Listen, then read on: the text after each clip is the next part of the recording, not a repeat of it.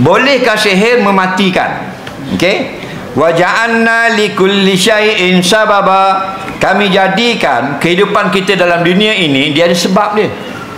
Faham? Dia ada sebab. Apa sebab dapat duit? Saya bekerja. Faham? Cuma pada goleknya, kalau kita kerja dapat duit. Tapi ada tak kerja dapat duit? Ada juga. Cuma pada golek bekerja. Apa sebab hilang dah kata lawak? Saya letak obat. Sekarang lagi.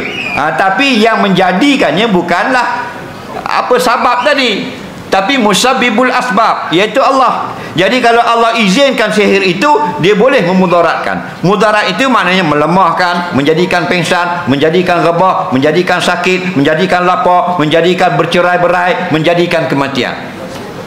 Biiznillah.